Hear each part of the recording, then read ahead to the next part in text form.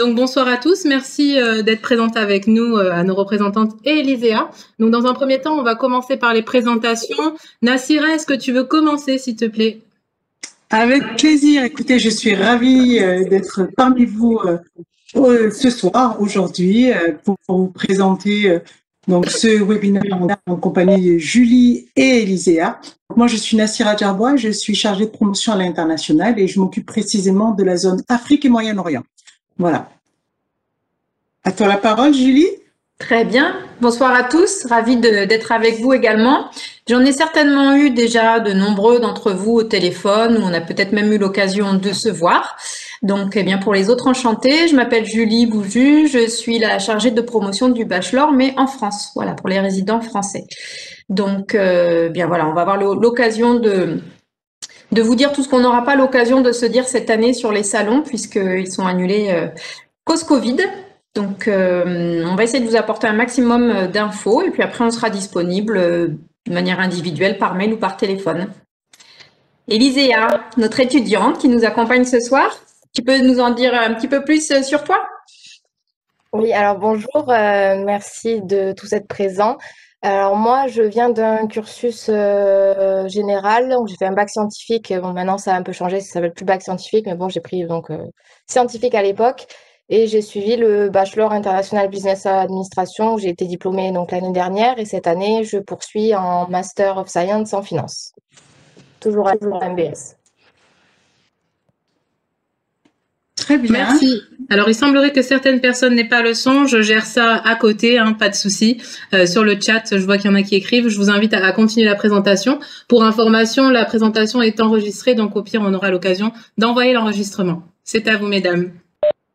Merci beaucoup, merci Judith et merci à tout le monde. Écoutez, l'objectif de cette présentation, eh bien, c'est de vous donner des informations pour vous accompagner dans votre projet d'études. Je sais que derrière cet écran, il y a des parents, il y a des futurs étudiants et l'objectif, eh bien, c'est de vous aider à mieux comprendre ce qu'est une grande école, ce qu'est mon business school et ce qu'elle va surtout vous apporter dans votre futur cursus et surtout à comment elle va vous aider j'ai envie de dire, à avoir votre futur job de rêve.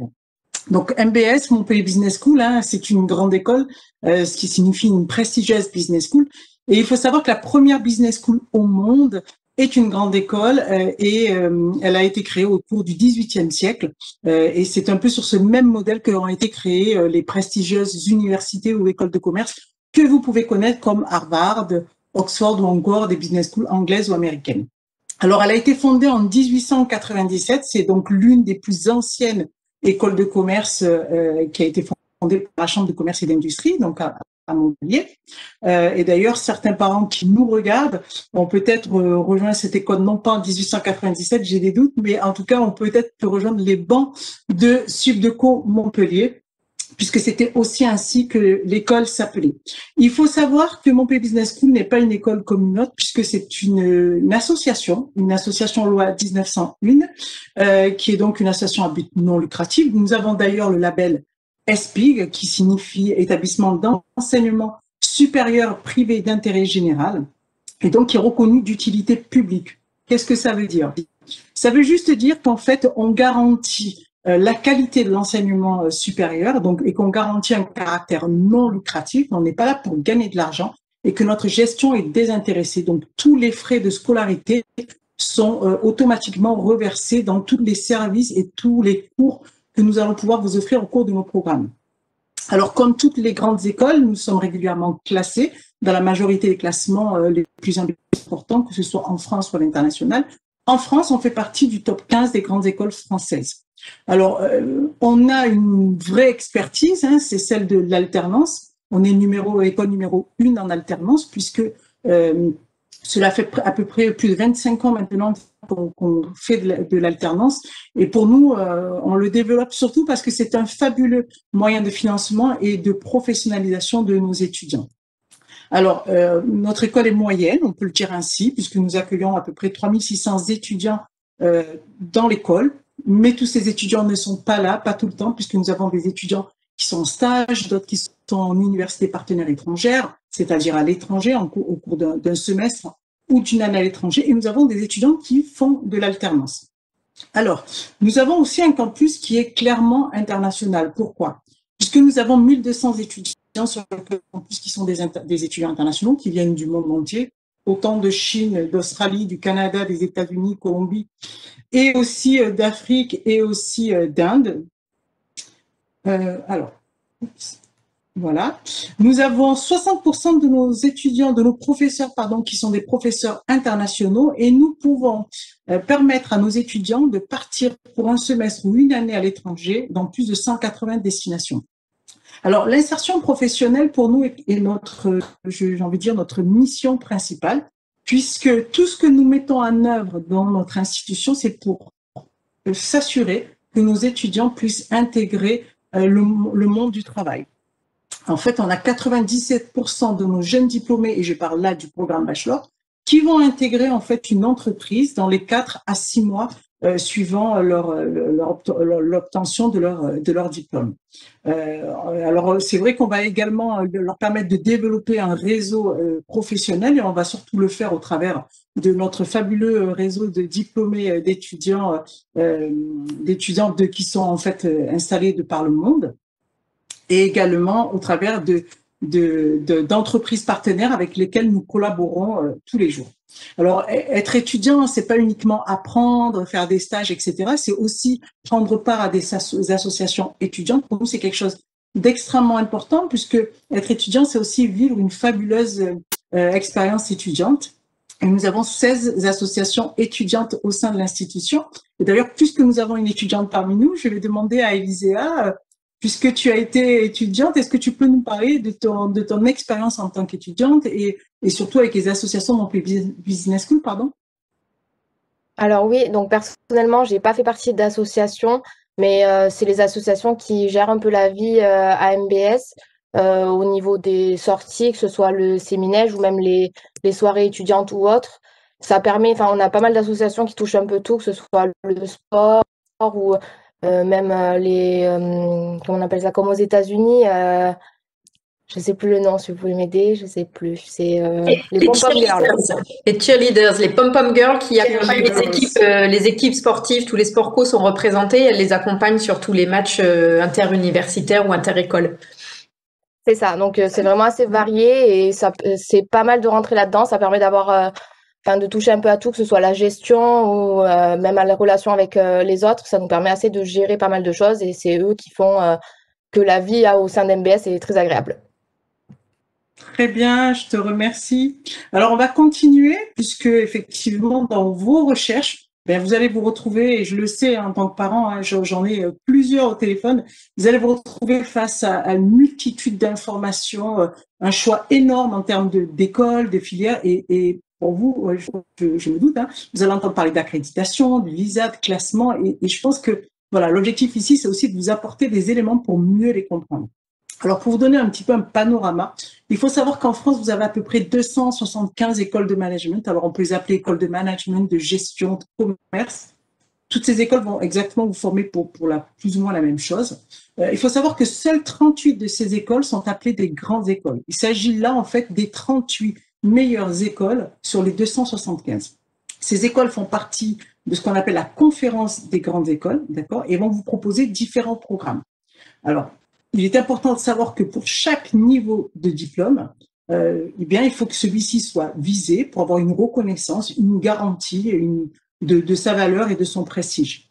Donc, par exemple, vous allez avoir le programme bachelor qui est accessible juste après le bac.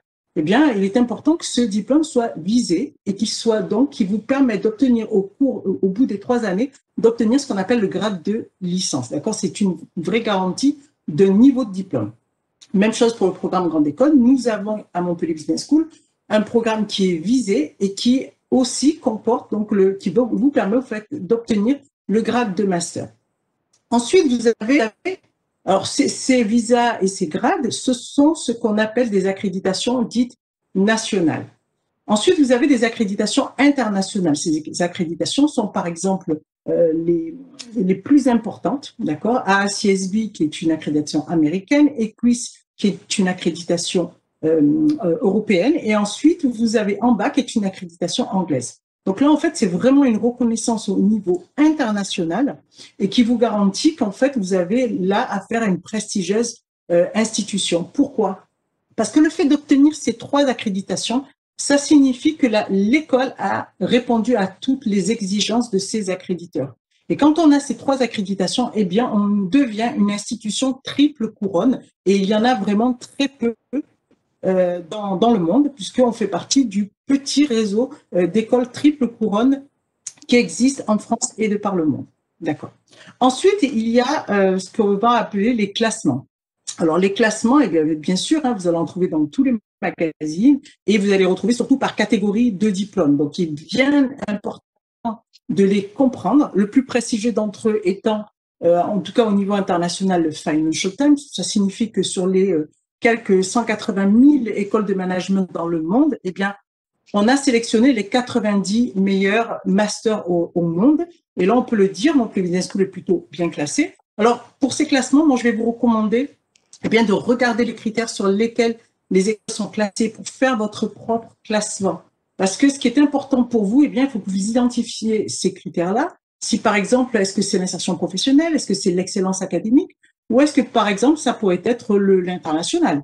Si c'est l'international, dans ce cas-là, interrogez-vous. Est-ce que finalement, ce classement classe le nombre de destinations internationales, le nombre de campus à l'international, ou bien le nombre de doubles diplômes à l'international, ou bien encore le nombre d'étudiants à l'international?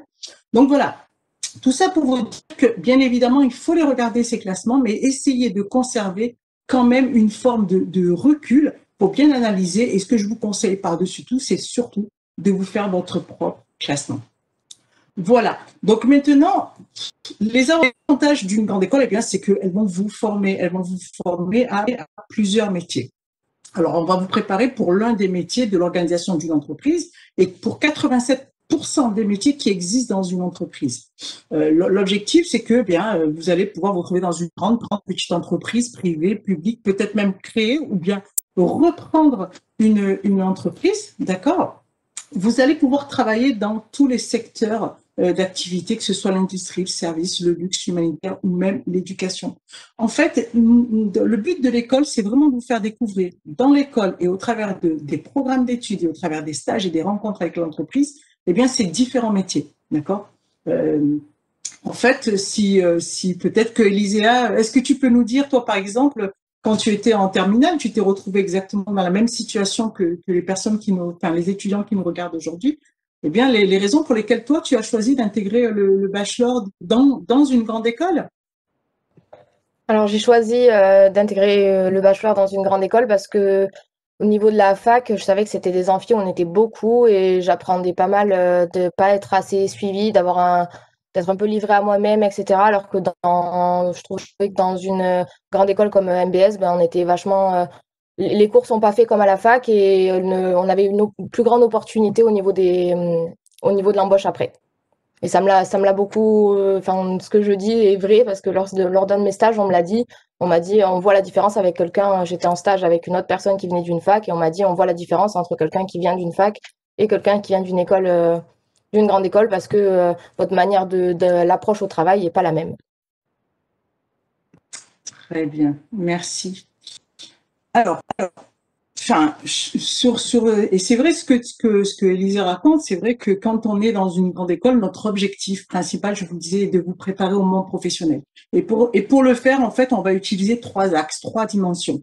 La première, c'est ce que je vais appeler en fait une dimension académique, parce qu'en fait, à Montpellier Business School, vous allez travailler sur des cours concrets, pratiques. Vous allez travailler avec des projets de groupe, c'est-à-dire que vous êtes en groupe, travailler sur des cas d'entreprise réels, vous allez avoir un suivi individuel, vous allez rencontrer des entreprises pour discuter, dialoguer, vous allez avoir plein de ce qu'on appelle de business games.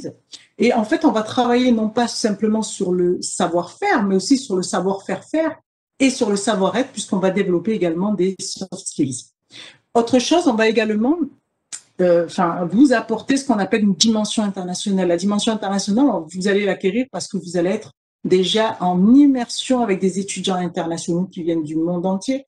Je vous le disais, il va y avoir des fêtes aussi internationales. Vous allez pouvoir goûter et déguster, vous verrez des photos tout à l'heure. Mais vous allez surtout avoir la possibilité de faire des stages à l'international. Et vous allez aussi avoir la possibilité de partir à l'international, soit pour un semestre, ou bien pour les plus gourmands, pour partir pour une année et peut-être tenter d'obtenir un double diplôme à l'international. Vous le verrez, on a vraiment plusieurs parcours, ça sera à vous de le dessiner pour avoir la possibilité d'avoir toutes ces expériences. Autre chose encore, eh bien, je dirais même presque le principal, c'est la dimension professionnelle.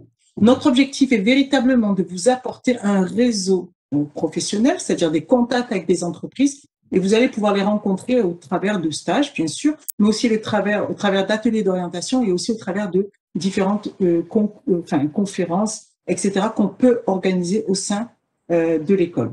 En parlant de professionnels, j'imagine que derrière cet écran, vous vous dites, mais oui, mais moi, j'ai peut-être pas forcément un projet professionnel. Ben, c'est pas grave. C'est pas grave parce que vous allez avoir 3 ans pour le développer avec nous à vos côtés, parce que c'est notre mission, comme je vous disais, c'est surtout la mission de notre Career Center, puisque notre Career Center, effectivement, est composé, on va dire, d'une vingtaine de conseillers en carrière qui sont spécialisés dans les ressources humaines. Et en fait, il faut savoir que notre Career Center est vraiment le plus complet de toutes les grandes écoles. Ça fait 20 ans que l'on développe l'alternance et je peux vous assurer qu'on est particulièrement expert dans ce domaine.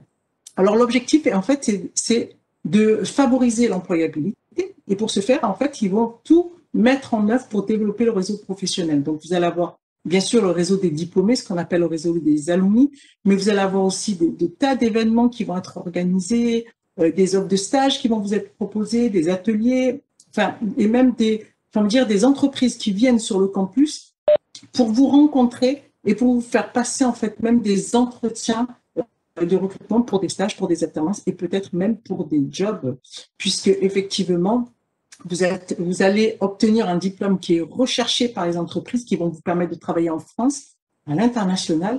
Et d'ailleurs, c'est pour cela même que 70% de nos étudiants, puisqu'ils ne sont même pas encore diplômés, trouvent un job avant même d'être diplômés.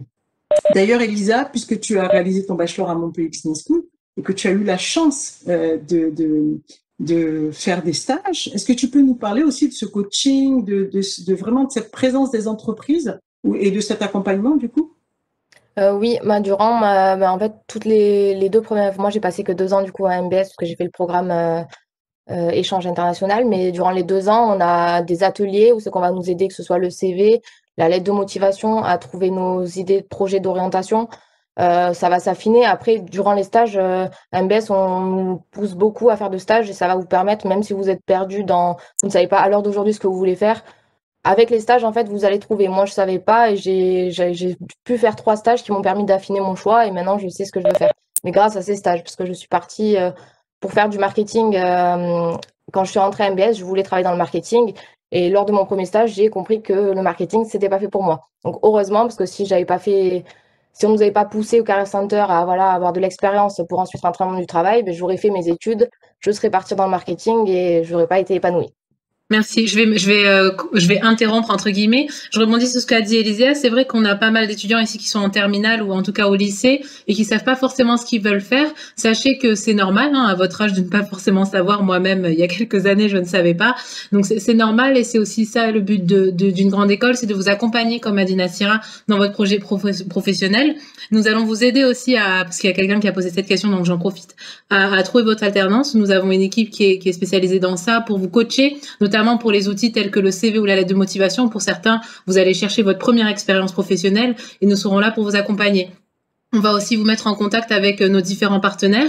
Alors le but, c'est pas que l'on vous place dans une entreprise. Ici, on va vraiment vous accompagner dans cette démarche de recherche. Donc on va vous aider à chercher, à savoir chercher, à vous présenter aussi les différents jobs qui existent, parce que peut-être que vous avez en tête, comme Elisea, qui était en terminale à l'époque à 17-18 ans, qui disait vouloir faire du marketing parce qu'elle s'imaginait peut-être que c'était ce qu'elle voyait dans les magazines ou autre, peu importe. Et puis au fur et à mesure, elle a peaufiné son projet professionnel et elle est encore en train de bien le développer pour le coup, à travers différents stages, d'où l'importance des stages obligatoires au sein du cursus. Quelqu'un demande aussi, et on aura une session questions-réponses à la fin, si on peut continuer le master après le bachelor. Alors on vous répondra tout à l'heure, mais je vous dis déjà, oui, restez connectés pour en savoir plus. À très vite. Mais on va pouvoir y répondre même tout de suite parce que justement, je savais bien que j'allais avoir des parents et des étudiants qui allaient s'interroger du coup, mais comment est-ce qu'on fait pour rejoindre les programmes de Montpellier Business School? Ça tombe bien, on est là pour répondre à ce type de questions.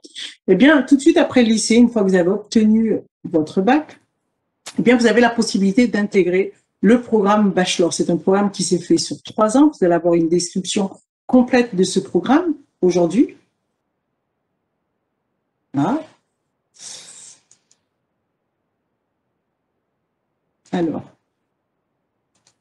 je continue. Pardon, ça a coupé. Je suis désolée. Alors, oui, comme je vous disais, donc vous allez pouvoir intégrer ce programme en 3 ans. Donc, il y a une possibilité d'intégrer tout de suite après le bac, après un bac plus 1 ou même après un bac plus 2. C'est-à-dire pour intégrer en première, en deuxième ou en troisième année. D'accord? À la suite de ce parcours, vous obtiendrez un grade licence bac plus 3. Et vous aurez bien évidemment la possibilité, en faisant un petit concours, de pouvoir intégrer le programme grande école et de faire donc votre parcours en 2 ans. Et en règle générale, on a des étudiants qui continuent en faisant de l'alternance sur le programme grande école. Donc là, vous aurez en fait tout un parcours que vous ferez au sein de Montpellier Business School pour obtenir à la fin un grade de licence bac plus 3 et un grade de master bac plus 5. Ensuite, il y a d'autres façons de rejoindre Montpellier Business School, on va en parler quand même. C'est à la suite d'un bac plus 2, donc DUT, BTS ou même 2 années à l'université ou 2 années de prépa. Eh bien, vous pouvez intégrer un programme grande école en faisant un parcours en 3 ans. Donc là, c'est accès post-bac plus 2 ou bien un parcours en 2 ans en ayant un bac plus 3. Donc, toujours pareil pour obtenir le grade master bac plus 5.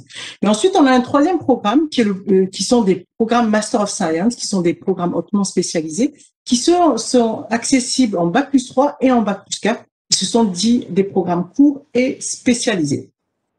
Donc, voilà pour la description de nos programmes. De toute façon, quel que soit votre parcours, quel que soit votre projet d'études, n'hésitez pas à nous contacter puisque nous sommes là aussi pour vous accompagner dans votre projet et parcours d'études.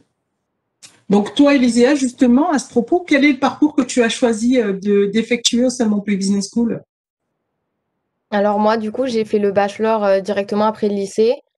Et ensuite, j'ai intégré le Master of Science spécialisé. Je savais déjà, du coup, grâce à mon dernier stage, que je voulais me spécialiser en finance.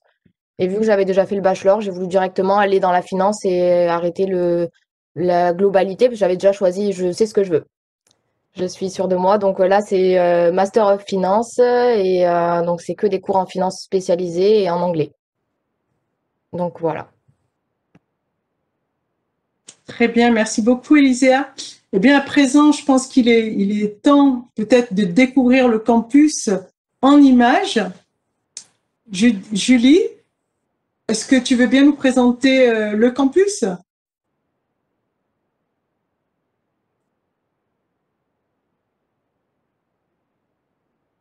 Si tu peux remettre ton son, Julie, s'il te plaît.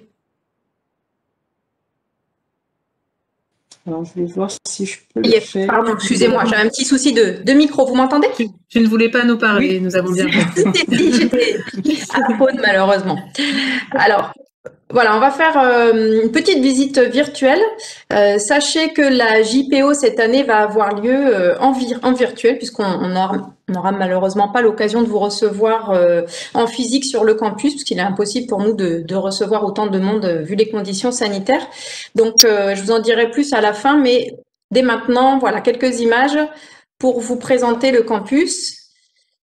Donc, est-ce que vous voyez où on se situe? On est au nord de Montpellier, côté Château d'Eau, hôpitaux, facultés. Voilà, donc vous avez le bâtiment principal avec le tram qui s'arrête devant la porte. Vous êtes à 15 minutes du centre-ville. Les bus aussi s'arrêtent devant la porte. On est sur un grand domaine avec un parc arboré, pas mal d'espaces extérieurs pour que les étudiants puissent soit travailler, soit se retrouver, soit déjeuner. Voilà, on a des espaces un petit peu tout autour du bâtiment.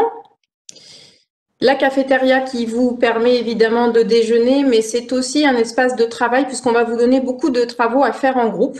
Donc, un petit peu partout sur le campus, vous aurez des endroits où vous pourrez vous retrouver pour travailler.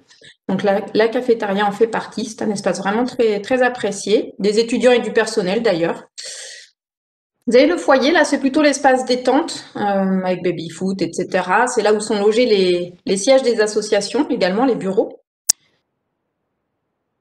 Voilà, vous avez la bibliothèque également qui vous accueille pour travailler toute la journée, aussi avec énormément de ressources à mettre à votre disposition pour vos travaux à préparer, pour vos recherches, pour votre curiosité éventuellement aussi.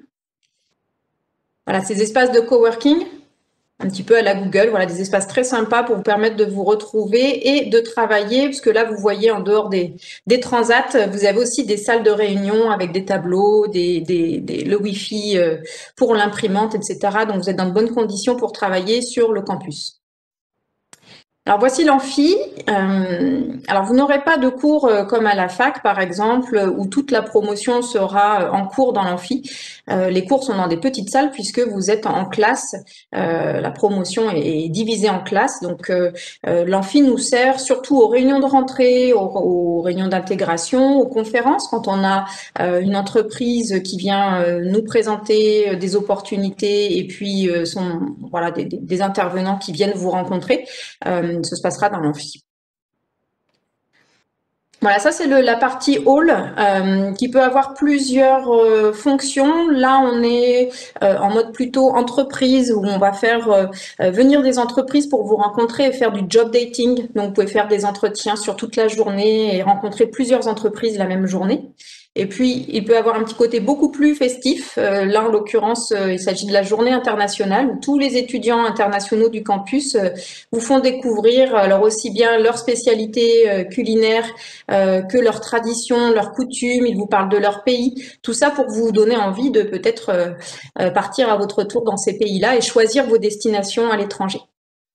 Voilà, donc on a même des dégustations de tous les continents. C'est toujours un moment d'échange très très sympa qui permet de rencontrer tous les étudiants du campus. On termine en général la journée par une battle de danse avec des danses traditionnelles. Les étudiants en général jouent le jeu et viennent avec des tenues traditionnelles. Voilà, c'est vraiment ce côté multiculturel qui est très très sympa à l'école et qui vous donne en général envie de voyager. Alors, je vais vous passer une petite vidéo qui concerne les associations. Alors, juste une précision, cette vidéo, elle a été faite par l'une des assos qui s'appelle Iris Live et qui est l'association de tous les passionnés de, on va dire, photos, vidéos, qui font des clips. Voilà, là, on les avait sollicités pour qu'ils nous fassent une présentation des assos de l'école. Alors, elles n'y figurent pas toutes, mais ça vous donne une idée. Et puis, je vous laisse apprécier leur travail en même temps que la présentation voilà, des associations que ça peut vous apporter.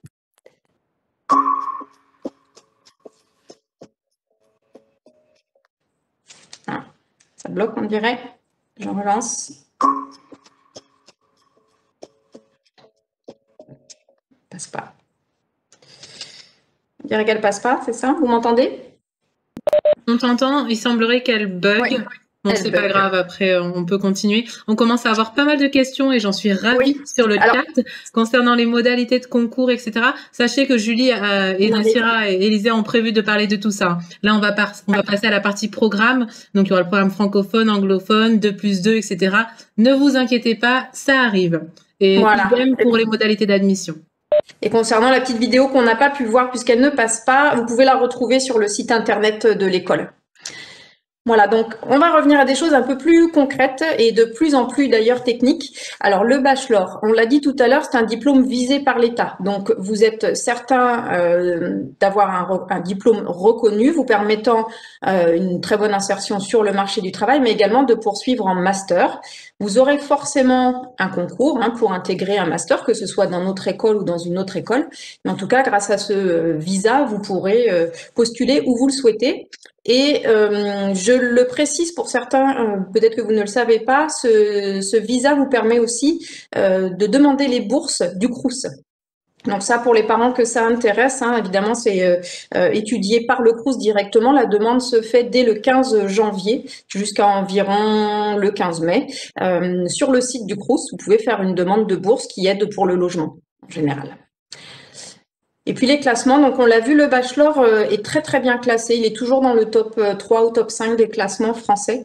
Donc une fois de plus, ça explique le très très bon taux d'insertion sur le marché du travail. C'est enfin un diplôme vraiment recherché par les entreprises. Alors, justement, il est recherché parce que il est reconnu pour sa dimension à l'international. Alors, on vous l'a dit, le campus déjà vous permet d'être baigné dans ce côté international et multiculturel, puisque vous avez un tiers de nos étudiants qui viennent de partout dans le monde. Donc, ça parle toutes les langues sur le campus, hein, d'une salle à l'autre. Vous allez entendre parler coréen, espagnol, anglais, allemand. On a des gens qui viennent des pays scandinaves également. Donc voilà, vous êtes baigné dans ce côté multiculturel. Les profs également viennent de partout dans le monde. Et puis, on va vous demander, puisque l'anglais sera la langue du campus, hein, l'affichage, vous le verrez sur le campus, est partout dans les deux langues, en français et en anglais. Et vous avez le choix, dès la première année du bachelor, de choisir votre langue d'enseignement, soit en français, et dans ce cas-là, vous aurez énormément de cours d'anglais et vous n'aurez même qu'une langue vivante qui sera l'anglais obligatoirement. Et si vous choisissez de suivre vos cours 100% en full English, dans ce cas-là, vous aurez une deuxième langue vivante au choix, espagnol, italien. Vous pouvez démarrer le chinois, par exemple, également. Donc, 2 langues vivantes pour les parcours anglophones. Et donc, le bachelor, voilà, est en général très apprécié des étudiants pour les possibilités de séjour à l'étranger. Là, je vais demander à Elisea peut-être d'intervenir puisqu'elle a pu bénéficier de ce type de séjour sur sa dernière année de bachelor. On propose plus de 50 destinations. Elisea, si tu m'entends. Oui, alors oui, moi, en effet, l'année dernière, du coup, c'était ma dernière année, j'ai eu la chance de pouvoir partir en Espagne, à Valencia. Donc, pourquoi j'ai choisi l'Espagne? Ben, parce que justement, j'avais déjà de bonnes compétences en anglais, j'étais assez forte en anglais. Et je me suis dit, pourquoi pas acquérir une troisième langue? Donc, je suis partie en Espagne et j'ai eu en plus la possibilité de pouvoir choisir la moitié des cours en anglais et la moitié des cours en espagnol. Du coup, dans la journée, ben, je pouvais parler le français, l'anglais et l'espagnol dans la même journée. Donc, je suis contente de mon parcours de l'année parce que je suis revenue en parlant couramment quasiment les 3 langues. Et c'est une bonne expérience, hein, vraiment. Enfin, je me suis immergée avec un peu tout le monde parce qu'il y a des gens de partout du monde qui viennent comme moi en tant qu'Erasmus. Donc, c'est vraiment hyper internationalisé, quoi. Merci, Elisea. Voilà, donc vous avez la possibilité de partir, vous choisissez les destinations, vous faites une liste, hein, on va vous les présenter, toutes ces destinations, toutes ces universités, on vous expliquera quelle est la langue d'enseignement, parfois vous aurez le choix, comme vient de l'expliquer Elisea, entre plusieurs langues, on vous expliquera pour le logement, etc. Et quand vous aurez toutes les informations, vous pourrez choisir les destinations qui vous intéressent et ensuite on travaillera aux affectations qui vont tenir compte à la fois de vos résultats en première et en deuxième année, hein, quand vous partez comme ça en troisième année, et de votre niveau de langue. C'est pour ça, hein, j'insiste encore, mais l'anglais est très très important parce que quelqu'un qui vraiment va commencer à plafonner en anglais va se limiter un petit peu dans ses choix de parcours. Parce que, par exemple, pour la plupart des universités, on va vous demander un niveau minimum au moins en anglais. Donc, on vous fera passer des tests en cours de formation, des tests officiels comme le TOEIC ou le TOEFL ou l'IELTS pour s'assurer que le niveau, votre niveau, est bien suffisant pour partir dans ces destinations. Alors donc en plus de l'international, on a la dimension professionnelle qui est très reconnue sur le bachelor. Je vais vous parler de l'alternance puisque en dehors des stages, on a cette possibilité qui est offerte à partir de la 3e année du bachelor d'aller en alternance. Donc l'alternance, je ne sais pas si vous connaissez le principe, mais c'est pas un super stage d'un an. C'est vraiment un contrat de travail. Vous êtes salarié, vous n'êtes pas étudiant cette année-là, même si évidemment vous êtes étudiant de l'école un quart de votre temps. Vous êtes sous statut salarié. L'entreprise va vous former également, mais vous êtes quand même censé à ce niveau produire et occuper un poste, une fonction. Vous avez une vraie mission. Vous avez un bureau, etc. Donc, comme on vous l'a dit tout à l'heure, on a énormément de partenariats à travers la France pour nos étudiants. Donc, des entreprises qui sont capables de vous accueillir dans tous les secteurs d'activité sur des fonctions très différentes. À vous de choisir là où vous voulez aller. Nous, on vous incite à être mobile. On a à peu près la moitié de nos étudiants qui sont en Île-de-France pour pouvoir avoir accès à des grandes entreprises, des belles cartes de visite qui leur permettent après peut-être même un CDI. Ça, c'est souvent l'objectif. Donc, le rythme va être de 3 semaines en entreprise et ensuite 1 semaine en cours. Ça vous permet vraiment de prendre votre logement là où vous avez votre contrat et de revenir à Montpellier uniquement pour les cours. Donc ça, on en parlait tout tout à l'heure, le Career Center va vous accompagner. On va vous attribuer un consultant carrière qui sera donc une personne de l'équipe du Career Center qui va vous aider à chercher votre entreprise, à s'assurer que votre projet pro, que votre lettre de motivation, que votre profil LinkedIn, etc., tout est cohérent pour que vous soyez vraiment attractif pour les entreprises. Et puis, elle va vous accompagner jusqu'à la relation avec l'entreprise, contacter son dirigeant pour travailler sur le contrat, le renseigner sur le financement qu'il peut obtenir pour vous prendre en alternance. Voilà, vous aurez tout ce suivi jusqu'à la signature du contrat et le suivi aussi de votre alternance tout au long de l'année où vous serez alternant dans l'entreprise. Voilà, donc c'est vraiment une relation à trois entre l'école, l'entreprise et l'étudiant. Donc, je vous disais, c'est possible dès la 3e année du bachelor, puisque les 2 premières années, on va plutôt vous donner des outils, que vous commenciez, sachiez à savoir travailler.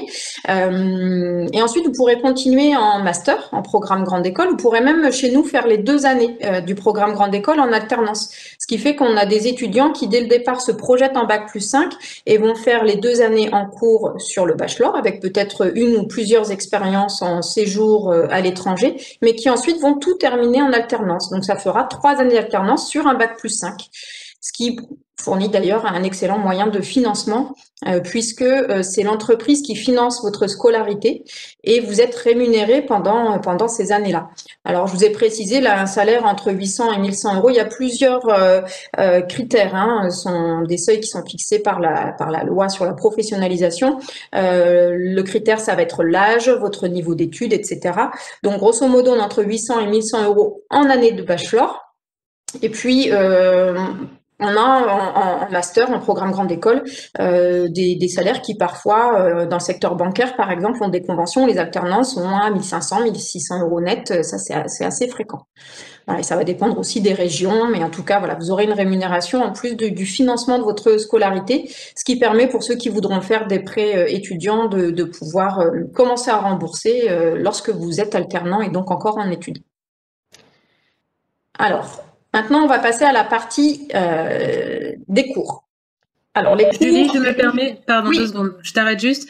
Je suis ravie de voir toutes ces questions. J'essaie d'y répondre au maximum. Sachez que l'ensemble des questions auxquelles je suis en train de répondre maintenant vont aussi être dites à l'oral pour que tout le monde puisse profiter de ma réponse. Voilà, c'est aussi le but des questions-réponses. D'accord. Merci. Alors, sur les cours, quelques chiffres rapidement. Vous demandiez tout à l'heure combien on est par classe. Alors, les promotions, c'est-à-dire que là, en première année, en tout cas en première année, on va avoir 250 places. Donc, la promo de première année fait 250 étudiants qui viennent pour la plupart de France, mais on a quand même une 50aine de places d'étudiants qui viennent de l'international et qui, eux, vont du coup choisir de faire leurs cours en anglais. Donc, on a 2 classes pour les anglophones auxquelles peuvent se joindre des Français qui ont un niveau suffisant en anglais, j'y reviendrai. Donc là, vous pouvez être mélangé avec des étudiants internationaux dans ces classes anglophones. Et donc, par classe, vous êtes 50. Vous aurez la plupart de vos cours à 50 et parfois en demi-classe, donc 25, voilà, sous forme plus de TD, etc. Une année d'études, c'est à peu près 500 heures par an. Quand on lit sur l'année, on va être à 25 heures par semaine. C'est moins qu'en lycée. Par contre, sachez que vous avez beaucoup de travail personnel à faire en amont des cours. Alors là, Elisea va pouvoir nous en parler, mais on pratique ce qu'on appelle la pédagogie de la classe inversée. Le prof n'est pas là, on va dire, pour vous apporter les connaissances ou la partie théorique, les savoirs. Ça, c'est votre travail perso. Donc, il va vous donner les cours avant de le rencontrer et ce sera votre travail de le préparer en groupe, d'être curieux, d'aller chercher le vocabulaire, d'aller peut-être vous renseigner sur Internet sur cette thématique, etc., pour que l'heure soit vraiment mise à profit, que le prof puisse vous apporter des savoir-faire et des savoir-être, parce que c'est vraiment ça qu'on va vous demander en entreprise.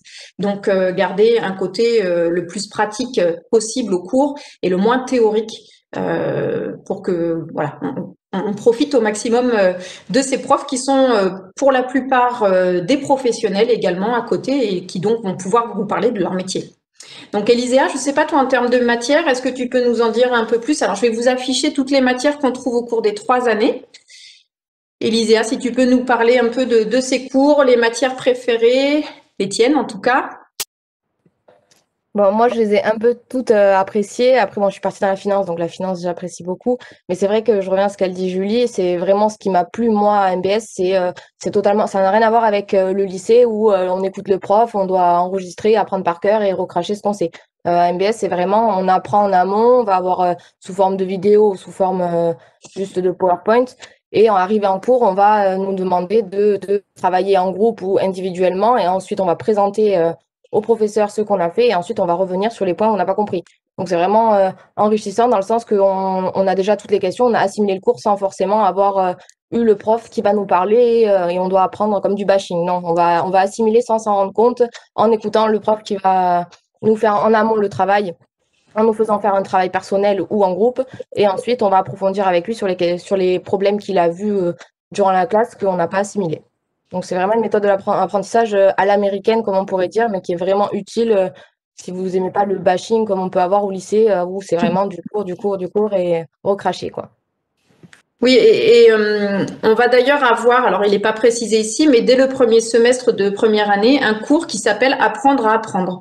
C'est-à-dire qu'on va vous demander très vite de changer un petit peu de posture par rapport au lycée, à ce que vous avez connu jusqu'à présent, et d'être beaucoup plus acteur de votre apprentissage et aussi de votre parcours, puisqu'on va vous demander de le construire à la carte.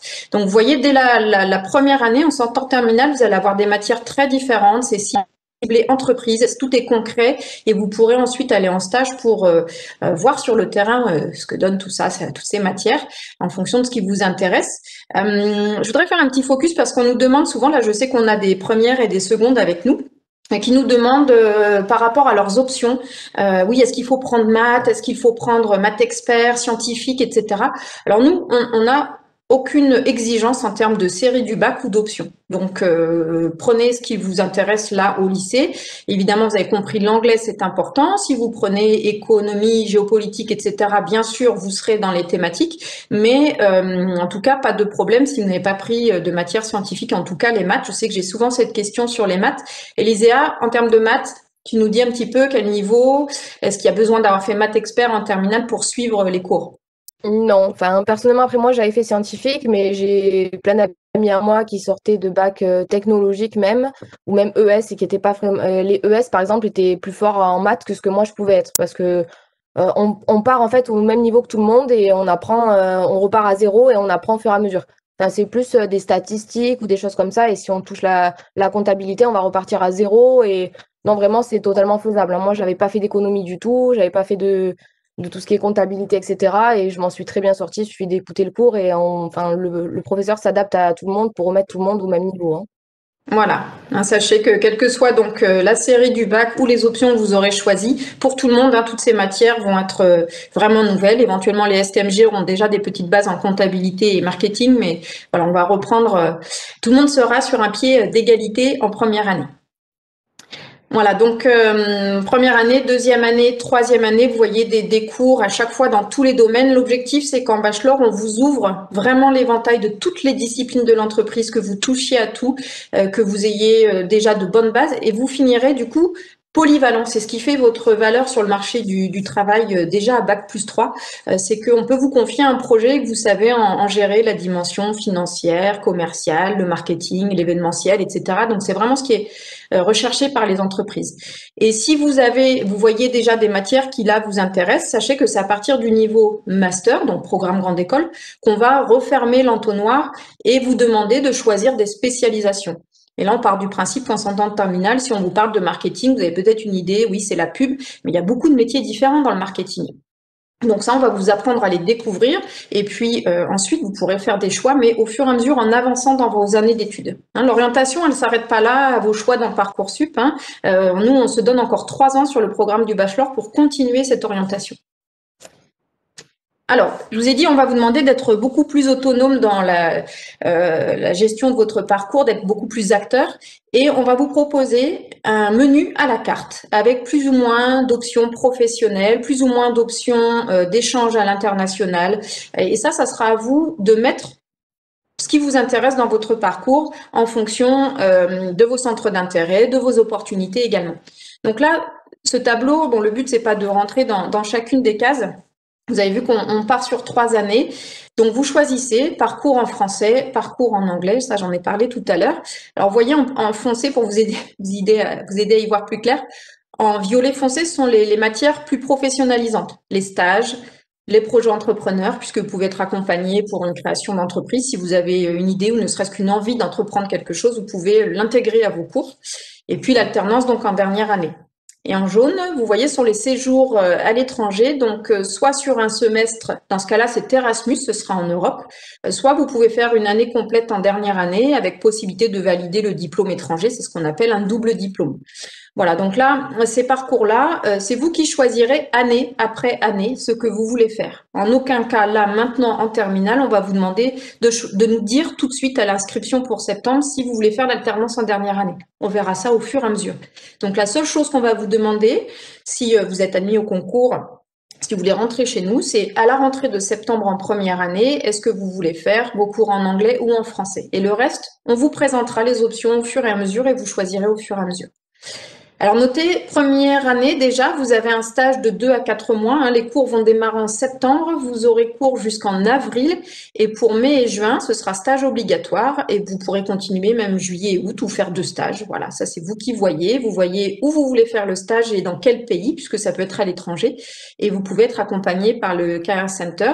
Elisea, tu peux nous dire ton stage de première année, tu l'avais fait où? C'est intéressant, je crois. Oui, alors moi j'ai fait dans le marketing. Le stage en lui-même ne m'a pas plu, mais j'ai eu la chance de pouvoir partir en Thaïlande, à Bangkok. Et j'ai juste envoyé mes candidatures. Je fais des candidatures spontanées à plein d'entreprises et on a fini par me répondre. Et du coup, j'étais en Thaïlande, à Bangkok.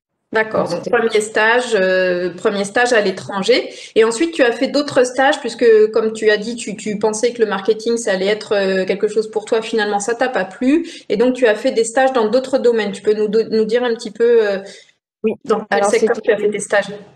C'était en année de césure entre ma 2e et 3e année. Donc, c'était une année de stage en entier. J'ai fait 6 mois commercial dans le vin. Et ensuite, j'ai bifurqué du coup dans la banque privée en finance.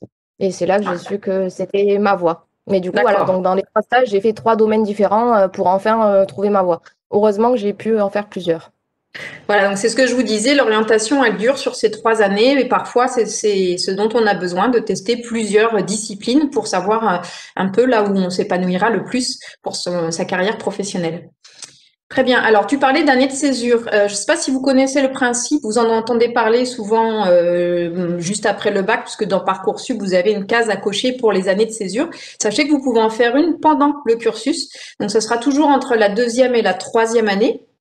On a des étudiants, alors avant c'était obligatoire, ce n'est plus le cas, c'est vraiment l'étudiant qui le demande.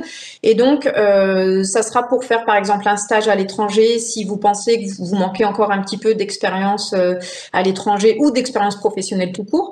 Ça peut être pour un projet de création d'entreprise, etc. Donc cette année-là, vous n'aurez pas de cours. Pas de frais de scolarité donc. Par contre, vous avez accès à tous les services de l'école. Par exemple, si l'année suivante, vous avez projeté de faire l'alternance, le Career Center va vous accompagner pendant cette année de césure à chercher votre alternance. Et même chose, si en année 3, vous avez projeté de partir en année d'échange universitaire, comme a fait Elisea, par exemple, on le planifiera dès cette année-là. Donc, voilà, c'est une année qui est intégrée dans le cursus. Donc, vous pouvez valider votre bachelor, en 4 ans avec une année de césure. C'est très fréquent en école de commerce. Sachez que c'est à peu près 20% des étudiants qui choisissent volontairement de faire cette année de césure. Ensuite, on a 2 autres Pardon, excuse-moi. Je me permets juste d'intervenir pour dire, appuyer quand même là-dessus, pour dire que c'est quand même, c'est très important dans le monde du travail aujourd'hui. Je ne sais pas si vous regardez, mais on va beaucoup demander de l'expérience. Donc, c'est vrai que de faire cette année de césure, ça permet d'avoir des stages et d'avoir un CV un peu plus conséquent lorsque vous voulez intégrer le monde du travail. On nous demande beaucoup, on nous demande des diplômes maintenant et aussi d'avoir de l'expérience. Donc, c'est ces stages qui permettent de pouvoir avoir de l'expérience et être plus facilement ensuite embauché. Tout à fait.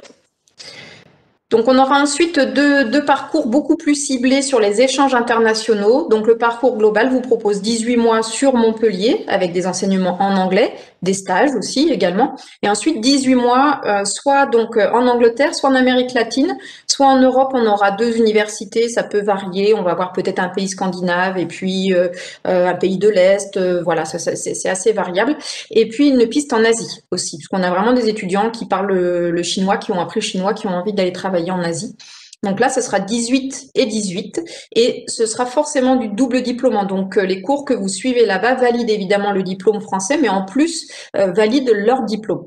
Donc vous avez un diplôme étranger que vous pouvez faire valoir si vous souhaitez continuer vos études à l'étranger, par exemple. Et puis, on a le même principe, mais sur 2 fois 2 ans, donc 2 années à MBS sur Montpellier et 2 années, alors là, ça va être le format américain, puisque vous avez peut-être dans vos recherches sur les écoles de commerce vu qu'il existait des bachelors en 4 ans qui s'appellent des BBA. Ça, c'est vraiment le format américain et canadien. Eux, leur découpage, c'est pas bac plus 3, bac plus 5, ça va être plutôt bac plus 4 d'office en post-bac et puis ensuite une spécialisation. Donc là, on est sur ce modèle-là. Vous validez le bac plus 3 français de MBS et soit donc au Canada, soit à San Diego aux États-Unis, vous validez un BBA en 4 ans. Donc voilà, ça vous permet dans un premier cas d'obtenir 2 diplômes bac plus 3 et dans le parcours numéro 4 d'obtenir un bac plus 3 plus un BBA bac plus 4. Voilà, donc ça, une fois de plus, ces parcours-là, vous les choisirez en milieu de première année et certainement pas maintenant ou avant de rentrer à l'école, hein, bien sûr. Alors, les frais de scolarité, vous voyez, dépendent des parcours que vous allez choisir. Le parcours en français est à 8 600 € par an, sauf l'année de l'alternance, puisqu'on l'a dit tout à l'heure, dans ce cas-là, c'est l'entreprise qui finance la scolarité. Les parcours anglophones, eh bien, comme pour tout le monde, la première année est sur le campus, elle est à 11 000 €. Hein, vous êtes regroupés dans la même classe d'ailleurs, hein, c'est pas 3 classes différentes. Et puis la deuxième année, ça va dépendre des options. Voilà, ceux qui vont commencer à partir à l'étranger, effectivement, le prix est un peu plus élevé. Ce qui est très important, parce que c'est pas le cas dans toutes les écoles, donc ça, vérifiez bien chaque fois que vous étudierez des bachelors d'école de commerce. Chez nous, les frais sont fixes, c'est-à-dire que vous choisissiez de partir aux États-Unis où la scolarité est vraiment beaucoup plus chère qu'en Europe, ou que vous alliez dans des villes comme par exemple Barcelone où la scolarité quand même est sur des tarifs à peu près équivalents aux nôtres. Là, vous avez un tarif unique, quelle que soit la destination que vous aurez choisie. Donc ça, c'est vraiment très important. Peu d'écoles le proposent.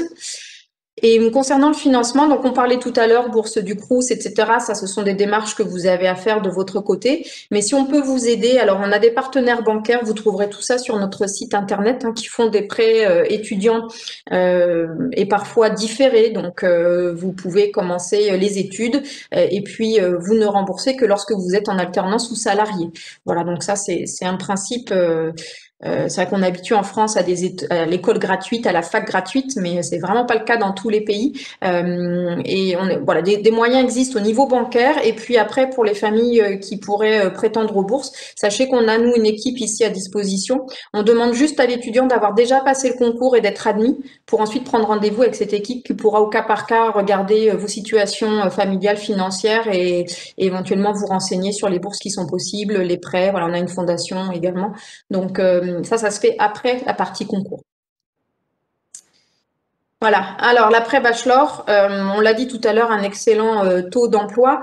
50% des diplômés continuent en master, ça c'était l'une de vos questions, ce qui veut bien dire que 50% va travailler de suite. Donc, grosse attractivité à bac plus 3, ce qui n'est pas le cas pour tous les bac plus 3. Un bac plus 3 qui sort de fac et sans expérience professionnelle va avoir du mal à trouver du travail de suite. Là, vous êtes hyper attractif, comme on disait tout à l'heure, parce que vous êtes polyvalent, vous avez déjà de l'expérience pro et même des expériences à l'international, une grande maturité en général concernant le monde professionnel. Donc, vous plaisez beaucoup aux entreprises. Et donc, si vous souhaitez poursuivre en master, eh bien, renseignez-vous. Nous, on a la moitié des étudiants qui continuent, qui veulent continuer à MBS, mais peut-être que vous aurez envie de changer de ville, d'école. Peut-être que dans les spécialisations que nous, on propose, il n'y aura pas celle que vous cherchez. Donc, voilà, il faudra vous renseigner. Dès la deuxième année, nous, on commencera à vous parler poursuite d'études. Alors, si tout ça vous intéresse, comment nous rejoindre? On va passer à la partie concours. Donc, Effectivement, chez nous, on rentre sur concours, on fait partie de ce qu'on appelle les formations sélectives dans Parcoursup, c'est le terme qui est employé, ça veut dire qu'on a un concours d'entrée. Donc, c'est un concours en une seule phase. On ne va pas avoir une partie écrite. Ensuite, ceux qui sont admis aux écrits vont passer des oraux. C'est une seule et même phase. Vous aurez 3 épreuves. Et donc là, parce que là aujourd'hui, on a des gens qui sont au lycée, on a des gens qui ont déjà le bac, d'autres qui ont déjà des bacs +1 et d'autres des bacs +2 et qui vont vouloir intégrer le bachelor en première, deuxième ou troisième année. Donc, les épreuves sont les mêmes. Après, le niveau d'exigence ne sera pas le même, mais les épreuves sont les mêmes. Donc, je vous explique les 3 épreuves. On a, et vous le voyez, coefficient double par rapport au reste, l'entretien de personnalité. Donc ça, c'est vraiment quelque chose qui nous permet de vous connaître. On va pendant 25 minutes parler de vous, de vos centres d'intérêt, de votre parcours, de vos envies. Voilà, l'objectif, c'est qu'on en sache un maximum sur vous et que on se fasse une idée de votre potentiel. Nous, on cherche des étudiants qui sont engagés. On parlait tout à l'heure des associations. Les associations, on a besoin d'étudiants pour les faire tourner, gérer le budget, aller recruter des sponsors, organiser les soirées, etc. Donc, c'est important si vous nous dites que vous êtes, par exemple, déjà engagé dans une association, vous faites partie d'un club sportif, vous êtes bénévole dans une asso. Voilà, tout ça, c'est important pour nous de le savoir.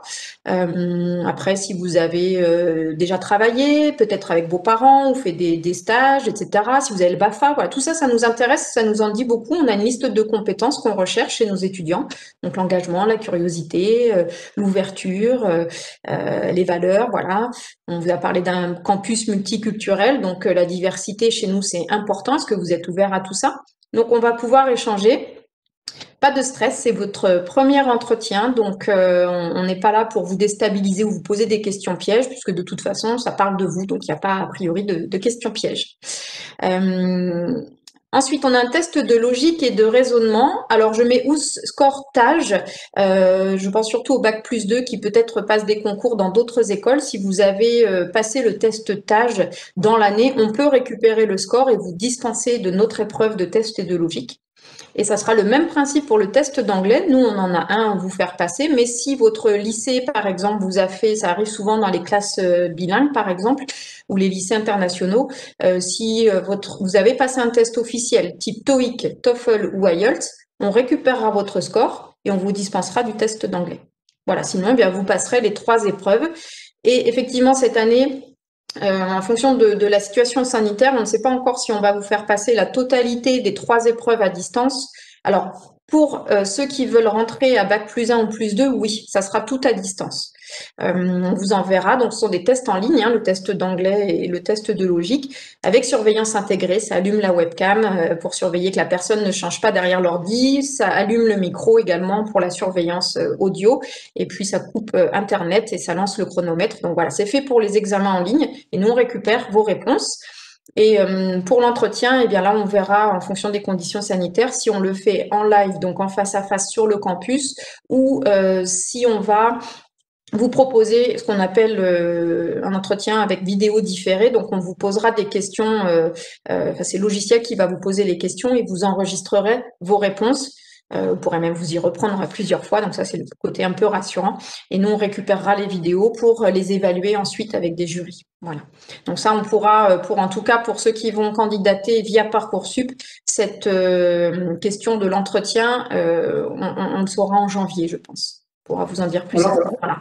J'en profite juste pour dire qu'effectivement, si vous êtes des étudiants qui êtes dans des lycées français à l'étranger, bien évidemment, toutes les épreuves se dérouleront à distance, d'accord?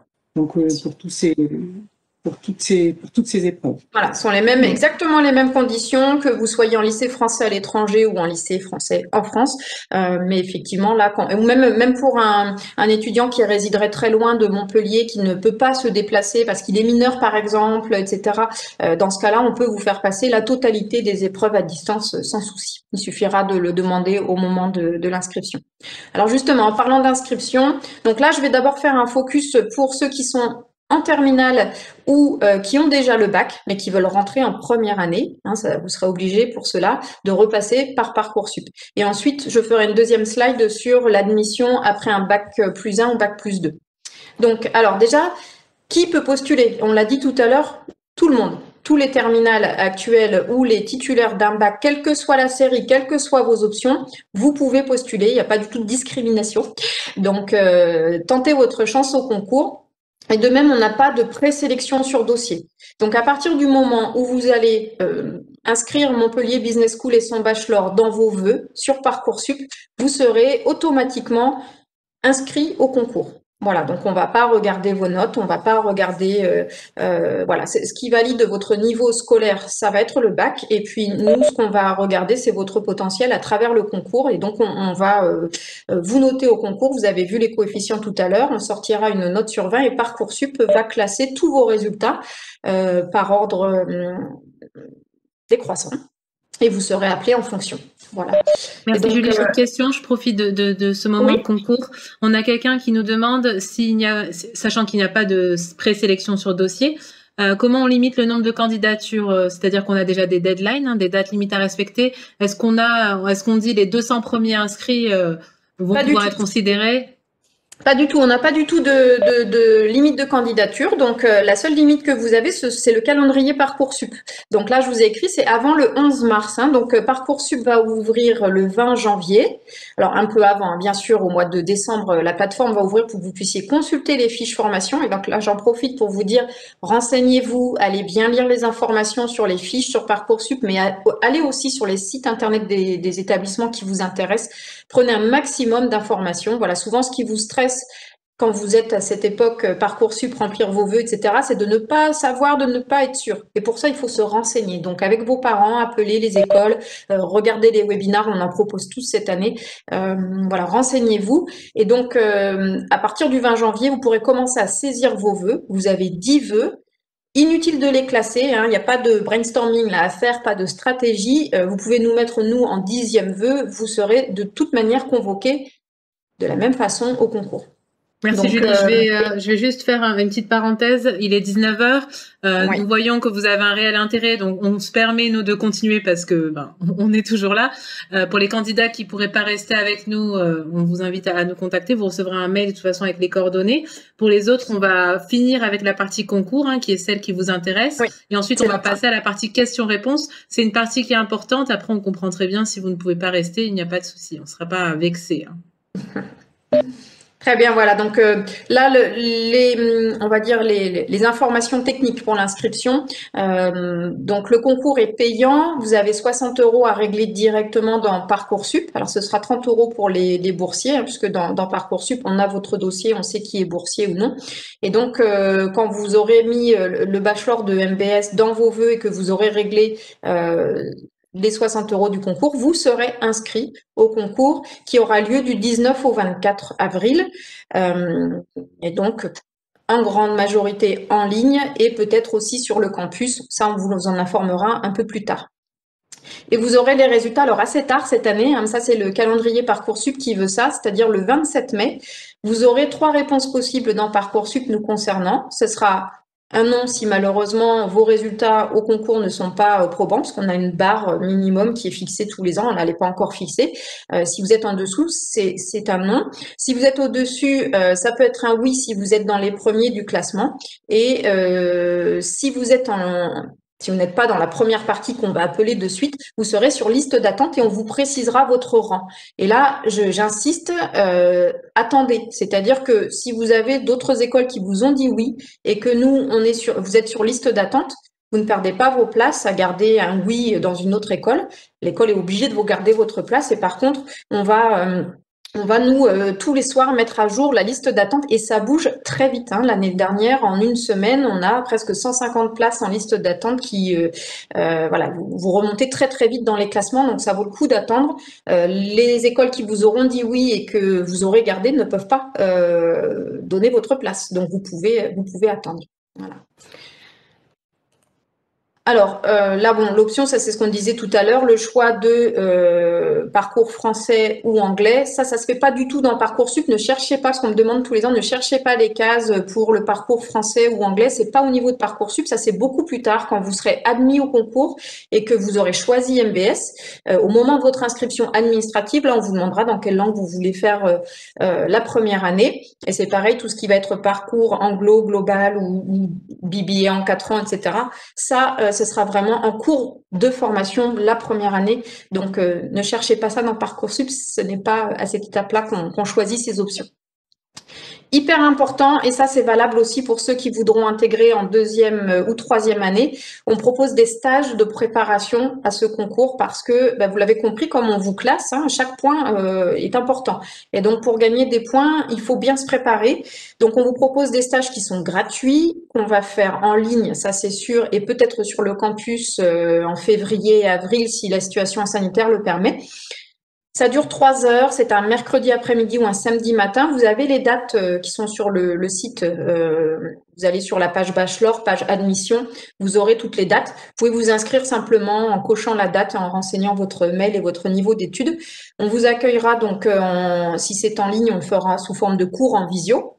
Et on vous présentera les 3 épreuves, l'objectif étant de vous rassurer parce qu'on va vous expliquer comment va se passer le test. Par exemple, le test d'anglais, il y a une partie vidéo, une partie audio, une partie écrite. Donc, on va vous expliquer tout ça et ensuite, c'est un prof d'anglais, là, en l'occurrence, qui anime et il vous dira comment vous préparer chez vous à la maison aussi, en vous donnant des liens. On a une trousse à outils aussi qu'on va vous donner avec par exemple, pour le test de logique, on a des annales à vous donner également pour vous entraîner. Donc, vraiment, voilà, participez au moins à un stage. Vous pouvez en faire plusieurs si vous voulez, mais il s'agit beaucoup de consignes. Donc, faites-en un. Et si vous le souhaitez, revenez à un deuxième. En tout cas, les 4 ne sont pas du tout nécessaires. Ça va être sinon beaucoup de redites. Voilà. Julie, juste pour préciser, quelqu'un demande, et je pense que tu l'as dit, il me semble, jusqu'à quand on peut valider nos vœux? C'est avant le 11 mars 2020. Avant le 11 mars, ça c'est impératif. Alors si jamais vous aviez loupé cette période, Parcoursup propose une phase complémentaire un peu plus tard, à partir de juin-juillet. S'il nous reste des places, on sera en phase complémentaire, mais en tout cas c'est un petit peu risqué. Voilà, donc en tout cas là, la première phase c'est le 11 mars, la fin des vœux. Ça, j'espère qu'au lycée, vous serez informés. Sinon, nous, on fera un webinaire spécifique sur Parcoursup si ça vous intéresse, courant janvier. J'ai pas encore la date, mais vous la trouverez sur le site internet après Noël. Et pour Parcoursup, donc, est-ce que c'est le vœu phase finale ou pour la décision finale? C'est la validation des vœux, c'est pas encore la décision finale. La décision finale. Alors, la validation des vœux, c'est uniquement une inscription au concours, d'accord? Donc, jusqu'à début avril, là, on est uniquement dans les inscriptions au concours. Et puis, les résultats, ça sera le 27 mai. Merci. On a aussi une question concernant les stages, vu que tu en as parlé tout à l'heure. Comment peut-on s'inscrire? Sachez que nous avons vos adresses mail, vous vous doutez bien. Donc, on vous enverra toute la documentation sur les stages. Et Julie, je pense que tu leur feras une petite communication. Oui. Je l'ai montré tout à l'heure et ça sera là aussi en bas de la slide. Sur le site internet, vous allez sur le programme Bachelor, la page Admission. Vous aurez les dates de stage et un petit formulaire à remplir avec votre adresse mail, votre niveau d'études pour qu'on sache sur quelle classe on vous met. Et puis, vous cochez la date ou les dates qui vous intéressent. C'est tout simple. Voilà. Et je le rappelle, c'est gratuit, il n'y a pas d'engagement. C'est vraiment pour vous aider à comprendre ce qu'on attend de vous et à vous préparer, à vous rassurer parce qu'on est bien conscient que pour la plupart d'entre vous, quand même, c'est les premiers entretiens, premiers concours. Donc, on essaye vraiment de vous aider à bien vous préparer.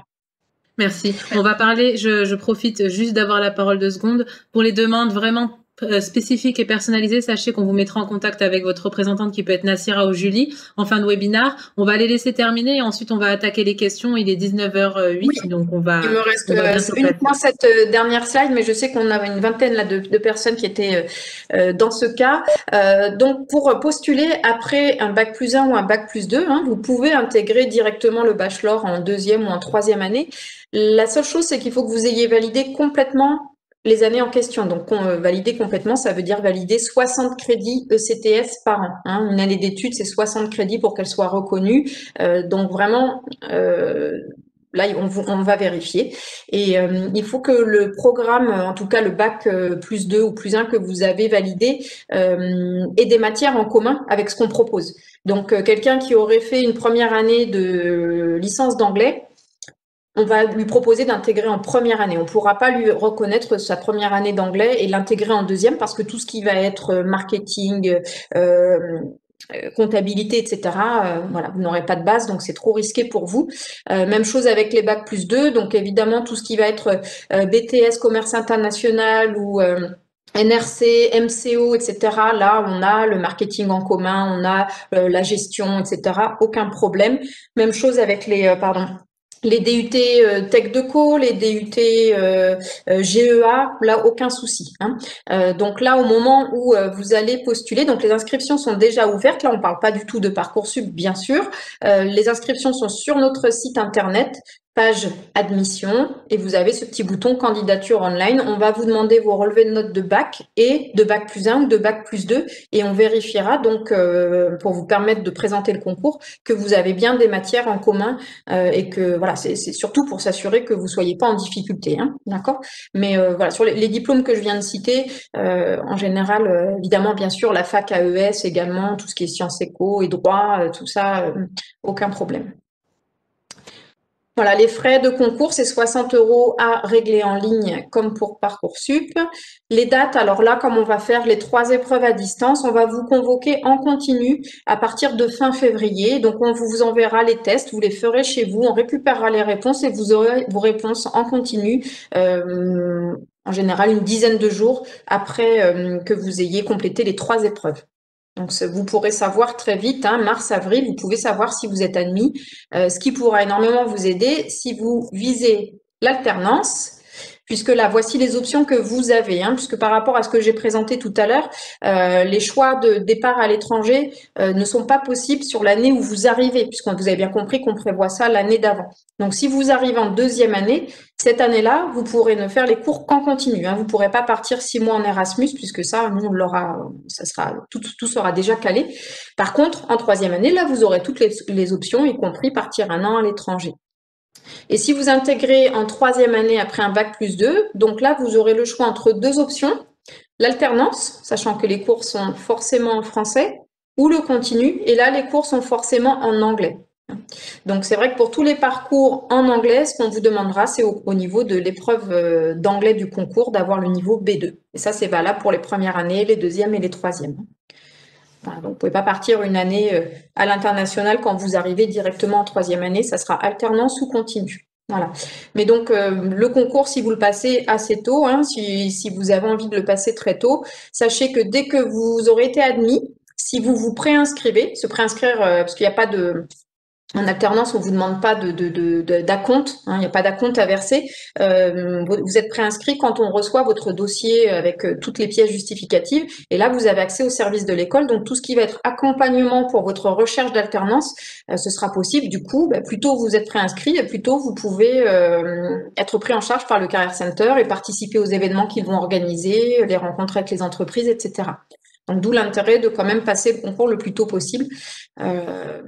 Pour que vous puissiez chercher votre alternance avant que tout le monde s'y mette, c'est-à-dire en général, tout le monde s'y met vers la fin du BTS ou la fin de l'IUT en juin. Donc, moi, je vous invite à anticiper et à faire ça beaucoup plus tôt. Voilà, et là, même principe, on a des stages spécifiques. Vous pouvez vous inscrire directement sur le site. Voilà, j'ai terminé. Ça fait beaucoup d'infos. Vous pourrez avoir accès à toutes ces informations. On fait donc la journée portes ouvertes virtuelle le 6 février. L'inscription se fait sur le site internet où là, je vous avais tous envoyé un petit mail aujourd'hui. Vous aviez le lien pour vous y inscrire aussi. Énormément d'infos sur les programmes, possibilité de contacter tous les services de l'école, le Career Center si vous cherchez de l'alternance, les services qui s'occupent des échanges internationaux si ça vous intéresse, que vous voulez voir quelles universités sont disponibles. Vous pourrez discuter avec des étudiants bien sûr, faire une visite virtuelle du campus un peu plus évoluée que les photos que je vous ai montrées. Voilà, donc beaucoup de choses cette journée-là qui seront accessibles en replay. Et puis, on aura d'autres webinars que celui d'aujourd'hui, dont un sur Parcoursup dont je vous parlais tout à l'heure. Si vous avez besoin d'infos sur la procédure, que c'est pas tout à fait clair, le site Parcoursup est très bien fait et nous, on essaiera de défricher un petit peu ça avec vous aussi.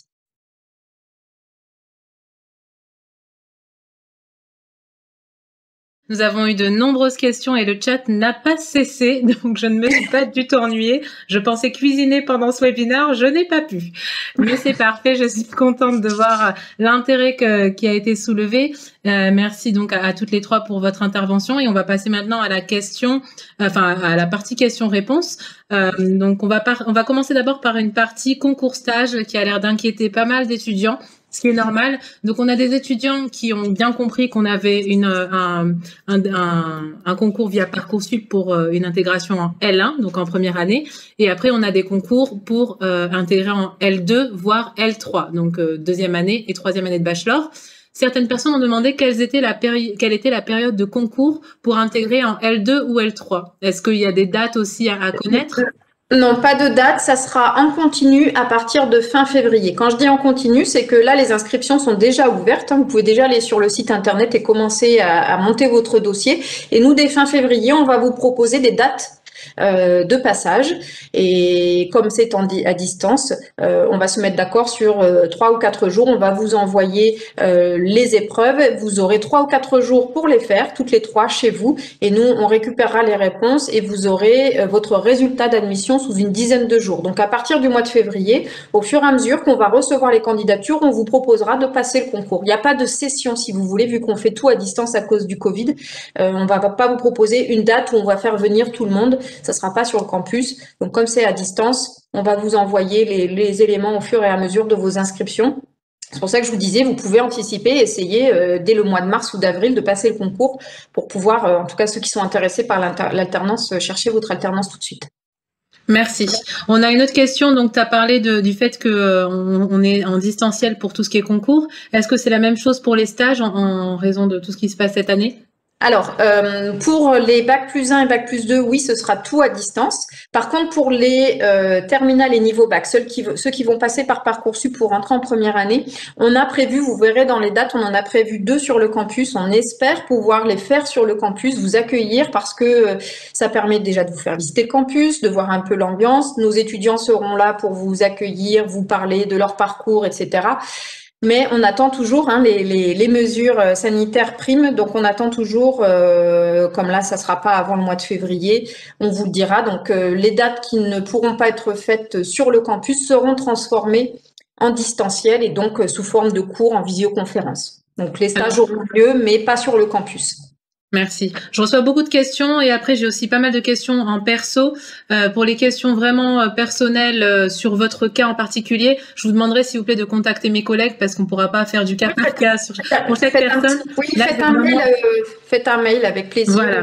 Vous m'appelez. On vous appellera une fois que vous aurez communiqué vos infos. Donc là, on a des questions aussi sur la sélectivité. On sait que donc en première année de bachelor, on demande 250 personnes en première année. Quel a été le nombre de personnes, par exemple, pour la rentrée 2020 qu'on a eu? Par exemple, sur combien de demandes en moyenne on a 250 candidats, 250 inscrits, pardon. L'année dernière, on a eu dans Parcoursup, c'était une année un petit peu particulière avec le Covid, mais bon, voilà, ça vous donne quand même une idée. On a eu plus de 900 vœux dans Parcoursup. Par contre, donc ensuite, les vœux doivent être confirmés, c'est-à-dire réglés, puis que tout le dossier soit complet. Et donc là, on a eu 750 candidatures réellement au concours sur les 900. Sur ces 750, on en a admis 600. Enfin, on en a refusé 150, on va dire, qui étaient sous la barre, et 600 étaient au-dessus de la barre. Ensuite, on a appelé donc par ordre décroissant de résultats, et on est descendu jusqu'au 500e à peu près. Donc, ça fait quasiment 1 sur 2. C'est pour ça que je vous disais, les listes d'attente, c'est pas parce que vous voyez 100e sur la liste d'attente que c'est loupé. Attendez, patientez, ça bouge très très vite, parce que, vous voyez, nous, on a 250 places. On fait un petit peu de surbooking, on va appeler, admettons, les 300 premiers. Très vite, vous avez 3 jours pour répondre dans Parcoursup sur la première réponse ou 4 jours. Vous devez dire si vous venez chez nous ou pas. Tous ceux qui vont se désister de chez nous, on va peut-être en avoir 100 la première journée. Donc voilà, vous allez remonter de 100 places. Donc ça bouge très très vite les listes d'attente. Merci Julie. On a aussi des étudiants qui demandent même question, combien de places disponibles pour une L3 ? J'imagine que c'est une L3 en alternance. Alors déjà, je vais répondre pour les L2 aussi. Pour les L2, on a seulement 20 places. D'accord? Donc, des gens qui ont un Bac+1 en relation avec ce qu'on propose, nous, dans les cours, bien sûr. On a 20 places. Et puis, par contre, pour les L3, on a, alors, c'est 65 places en alternance. Merci. On a une partie maintenant préparation. Beaucoup de personnes sont peut-être soucieuses de ne pas suffisamment être prêts à ce concours. Alors certaines personnes demandent s'il faut faire une prépa pour ce concours. Alors moi je vais vous dire non, mais Julie va compléter. Donc certaines personnes demandent quelles sont vos astuces pour bien préparer le test de logique? Est-ce qu'il y a une préparation au concours pour l'oral? Et on a parlé de stage tout à l'heure, qui prépare au concours. Oui. Mais en plus de cela, comment on peut bien se préparer en fait à ce concours pour maximiser nos chances? Oui, vous avez raison, c'est hyper important de vous y préparer parce que sur ceux qui, voilà, tous les points comptent. Et donc, les étudiants qui viennent un petit peu en touriste sans s'être penchés sur les épreuves que l'on propose, vous allez être surpris le jour J par le format du test, par les différentes parties, etc. Donc, vous allez perdre du temps et vous allez perdre des points, même si vous avez par ailleurs un très bon niveau. Ce sera pas forcément représentatif. Donc, pour optimiser ça, il faut vous préparer. Donc, les stages servent à ça. On va vous donner des liens, une trousse à outils. Si vous êtes inscrit au stage, on vous enverra en fait des annales, des choses comme ça pour vous entraîner. Pour le test de logique et raisonnement, il y a le fameux test TAGE dont je parlais tout à l'heure, T-A-G-E, qui veut dire test d'aptitude à la gestion d'entreprise. Donc en gros, ce sont des tests psychotechniques. Pas de QI, attention, j'ai pas dit ça. Tests psychotechniques qui permettent de voir vos capacités de raisonnement, de déduction, de logique. Donc, il y a des petites suites logiques de mathématiques, mais il y a aussi de la logique pure. Vous avez de la compréhension de texte, une partie un peu français. Donc, voilà, c'est assez varié. Il faut pouvoir passer d'une partie à l'autre. C'est un QCM. Et ça, effectivement, on vous expliquera au stage quel type de questions vous pouvez avoir. Et donc, le TAGE, c'est un test officiel qui n'existe pas en ligne. C'est pour ça que à distance, on va vous proposer notre équivalent, qui n'est pas un test officiel, c'est le test d'MBS, mais ça ressemble au test TAGE. Donc, si vous entraînez sur les annales du TAGE post-bac, si vous êtes en terminale ou niveau bac, TAGE 2, si vous avez un bac plus 2. Attention, c'est pas le même niveau. Et il y a aussi TAGE MAGE, mais ça, c'est pour les bac plus 3, c'est pas pour vous. Voilà, vous pouvez vous entraîner sur les annales du TAGE, on en trouve plein en ligne, mais ça, on vous donnera ce genre de liens et d'infos pendant les stages. C'est vraiment fait pour ça, pour vous dire voilà comment vous pouvez vous préparer à la maison. Le stage, on va pas avoir le temps sur 3 heures de faire beaucoup d'entraînement, ça va être beaucoup de consignes pour vous expliquer ce qu'on attend de vous et comment vous pouvez travailler à la maison tout ça. Donc là, la question que vous me posez là, c'est vraiment au stage que vous aurez la réponse. Alors, quelqu'un demande si les dates de concours, merci, sont obligatoirement entre le 19 et 24 avril. Il me semble que c'est une session arrêtée, donc pas de possibilité d'autres dates. Alors oui, sachant que quelqu'un qui aurait des soucis pour se déplacer ou qui serait en vacances ou autre, comme les épreuves sont en ligne, vous pouvez le faire a priori dans n'importe quelle circonstance. Voilà. Après, si vraiment il y avait un souci, par exemple d'hospitalisation ou autre, là, sur demande, on pourra, j'imagine, faire du cas par cas, mais il faut un justificatif. On a eu l'année dernière un étudiant qui a eu un accident de voiture. Bien sûr que voilà, on trouve des solutions. Nous sommes humains. S'il y a une raison, voilà. S'il y a une raison, non, mais voilà. Donc c'est une raison valable. Alors, on a aussi des personnes, juste pour clarifier, des personnes qui parlent du concours passerelle pour entrer en 3e année. Alors là, on est sur le programme bachelor, le programme post-bac en 3 ans. Pour le programme grande école, il s'intègre bien par le concours passerelle. Et là, je vais vous laisser l'adresse email. Si c'est le concours qui vous intéresse, oui. Vous n'êtes pas au bon webinaire. Mais il n'y a pas de souci. Voilà. Alors, disons que le concours passerelle existe aussi pour les bachelors. Donc, ça peut porter à confusion. Si vous vous renseignez sur les écoles de commerce, j'ai eu plusieurs fois la question, principalement de parents. Certains fonctionnent avec des banques d'épreuves. Donc, vous avez dû entendre parler de passerelle bachelor, d'Ecricom, de Sésame, etc. Ça, ce sont des banques d'épreuves. Vous passez les épreuves et c'est valable pour plusieurs écoles. Nous, c'est différent. Notre concours n'est valable que pour notre école. D'accord, tout ça, on veut garder la main sur le concours. Donc, nous, on va vous prendre un vœu, là où Ecricom va vous prendre un vœu pour plusieurs écoles. Nous, on vous prendra un vœu pour une seule école. Mais voilà, toutes ces banques d'épreuves vont vous proposer des épreuves différentes. Alors, vous aurez très souvent de l'anglais, vous aurez très souvent de la logique et du raisonnement. Donc, ce que vous allez préparer pour notre concours va vous aider de toute façon pour les autres concours et vice-versa. Donc, renseignez-vous bien sur les épreuves chaque fois. Merci. Je vais pas pouvoir tout couvrir parce que sinon on est là jusqu'à 23h. Donc je sélectionne les questions en fonction de l'intérêt. Donc on a des étudiants qui demandent quel accompagnement par le Career Center, notamment par exemple si on entre en 3e année de bachelor, est-ce qu'il se fera à distance au vu des circonstances actuelles? C'est bien possible dans un premier temps, sachant que vous avez énormément de ressources. Alors ça, c'est valable pour vos stages de première année, pour vos stages de deuxième année, pour l'alternance en troisième année. Le Career Center peut vous proposer des accompagnements à distance par téléphone. Si on peut vous faire venir sur le campus, on vous fera un rendez-vous en présentiel. Vous avez énormément de ressources qui sont disponibles sur la plateforme du Career Center, avec par exemple les listes des stages que les entreprises nous proposent, puisqu'ils cherchent des étudiants d'école de commerce et puis on a l'habitude de travailler avec eux. Donc ils disent bah voilà, moi de telle date à telle date, je chercherai un étudiant en marketing dans mon entreprise agroalimentaire. Voilà, donc vous allez avoir toute une base de données avec des stages et des alternances. Donc là, ces ressources-là, vous y aurez accès, que le campus soit ouvert ou pas en fonction du Covid, de toute façon, et vous pourrez avoir des entretiens par téléphone ou en visio aussi. Donc vous pourrez contacter vos consultants, sachant que la condition, comme je le disais tout à l'heure, c'est que vous ayez passé le concours, que vous ayez été admis au concours et que vous soyez préinscrit à l'école, qu'on ait votre dossier complet de préinscription. Là, vous pourrez accéder à tous les services de l'école, le service logement, le service financement, le service Career Center, etc. Merci. On a aussi des questions concernant l'anglais qui a l'air d'avoir, en tout cas, fait tiquer nos candidats. Donc déjà, quel est le niveau minimum d'anglais, sachant que certains étudiants de lycée, certains élèves donc, passent le TOEIC avec leur lycée. Est-ce qu'on accepte ce test et quel est le niveau minimum? Tout à fait. Alors, il y a plusieurs choses dans la réponse. Effectivement, si vous avez un TOEIC, un TOEFL ou un IELTS, qui sont les seuls 3 tests reconnus internationalement qu'on va pouvoir prendre en compte, vous nous le fournissez au moment de l'inscription au concours, enfin pas dans Parcoursup, plus tard. Vous nous le fournirez et si le score vous convient, on le transformera en note dans votre concours et vous ne passerez pas le test d'anglais de chez nous. Il y a deux choses.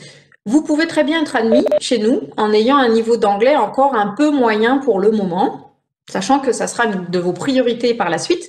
Mais admettons que vous réussissiez très bien les 2 autres épreuves, vraiment vous nous séduisez à l'entretien et puis vous réussissez bien le test de logique et l'anglais est moyen, ça peut passer puisque c'est une moyenne, d'accord, et que par exemple l'entretien a un coefficient double. Donc ça peut passer, mais dans ce cas-là, si vous n'avez pas le niveau B2, donc B2, c'est un bon niveau de terminal en anglais, correct, c'est niveau terminal, ni plus ni moins.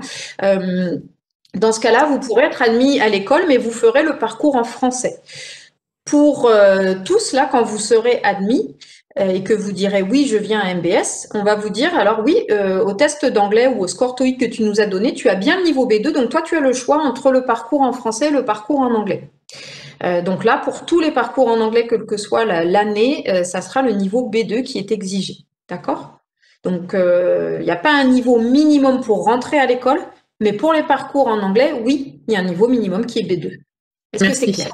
J'espère que c'est clair. En tout cas, pour moi, c'était clair. Voilà. Je voudrais juste vous faire une précision parce que j'ai beaucoup d'élèves qui régulièrement ont un bon niveau en anglais. Ils ont eu le niveau B2 au concours. Ils aimeraient faire les cours en anglais pour pouvoir se donner la possibilité de partir beaucoup plus à l'étranger, etc. Mais ils ont peur que ça les mette un petit peu en difficulté par rapport à leur partiel, etc. Ils ont peur de ne pas valider leur année parce que ça rajoute une difficulté supplémentaire de faire les cours en anglais. Alors là, moi, je vous inviterai à discuter avec des étudiants qui ont fait les parcours en anglais. Alors oui, on a des étudiants internationaux qui seront dans les classes anglophones.